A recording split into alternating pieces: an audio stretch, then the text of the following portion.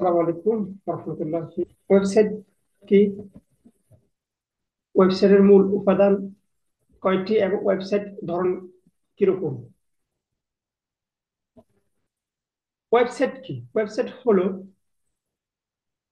Internet থাকা এক বা একাধিক ওয়েব পেজের সমষ্টি, যা একটি নির্দিষ্ট ডোমেন নাম বা ওয়েব ঠিকানা, যেমন www.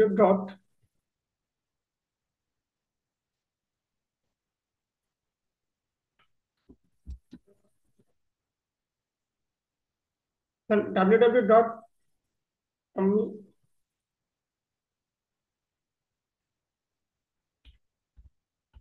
এক্সাম্পল, এটা এই www.example.com।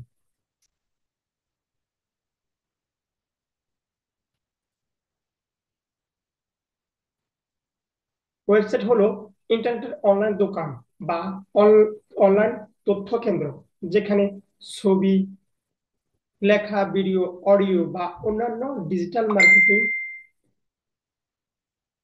বা ডিজিটাল কন্টেন্ট থাকে, যা ব্যবহারকারীরা ব্রাউজারের মাধ্যমে দেখতে পারে।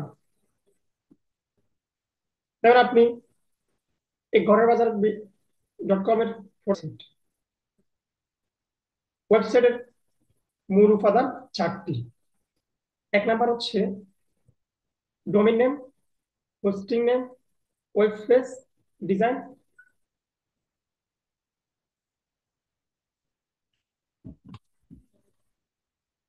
তার ডোমেইন নেম কাকে বলে? ডোমেইন নেম হচ্ছে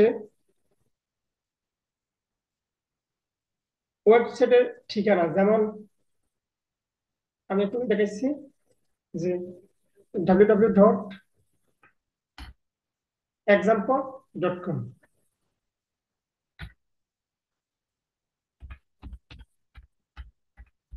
এটা হচ্ছে ডোমেইন, এটা ডোমেইন নেম।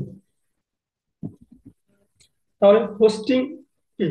যেখানে ওয়েবসাইট সব ফাইল ও ডেটা রাখা হয়, তাকে হোস্টিং বলা হয়।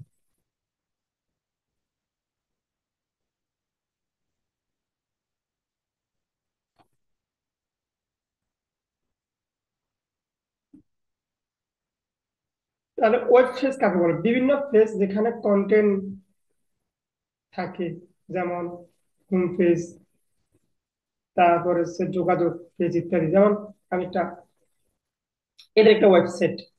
ওয়েবসাইট অর্ডার করতে কল করুন, হটলাইন নাম্বার দিয়ে দিছি, এটা একটা ওয়েবসাইট এর মধ্যে আছে। তো ওয়েবসাইটের মধ্যে আছে এবং হোম পেজ আছে এবং যোগাযোগ পেজ সবকিছু আছে, তাদেরকে কি বলা হয়? ওয়েব পেজ বলা হয়। এবং 4 নাম্বারটা হচ্ছে ওয়েবসাইটে কেমন দেখাবে এবং কিভাবে কাজ করবে।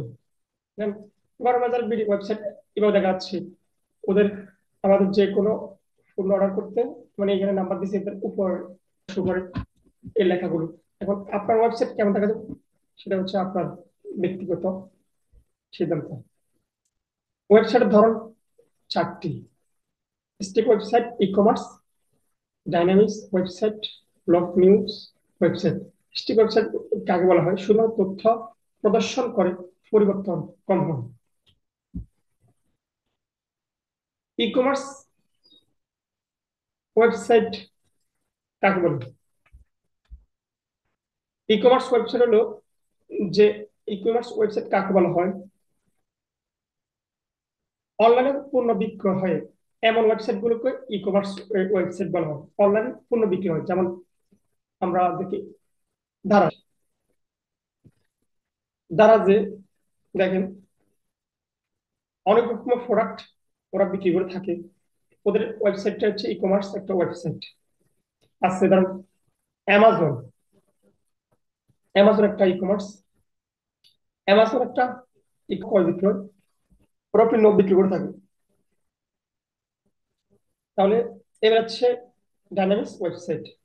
ডেটা আপডেট হয়, ব্যবহারকারী ইন্টারঅ্যাকশন করতে পারে, যেমন ফেসবুক। ডেটা আপডেট হয় এমন ওয়েবসাইটকে ডাইনামিক্স ওয়েবসাইট বলা হয়, যেমন ফেসবুক। Blog news website. যে ওয়েবসাইটে আর্টিকেল, খবর বা ব্যক্তিগত লেখা প্রকাশ করা হয় ওটাকে বলা হয় ব্লগ নিউজ ওয়েবসাইট। আর্টিকেল, খবর বা ব্যক্তিগত, ধর আপনার, আমরা যে সব ওয়েবসাইট গুলোকে বলা হয় ব্লগ নিউ ওয়েবসাইট। আমরা পরবর্তী ভিডিওতে দেখবো ওয়েবসাইট ওভারভিউ, ডোমেইন হোস্টিং কিভাবে করা হয়।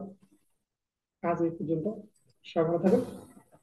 আসসালামু আলাইকুম ওয়া রাহমাতুল্লাহি ওয়া বারাকাতুহু।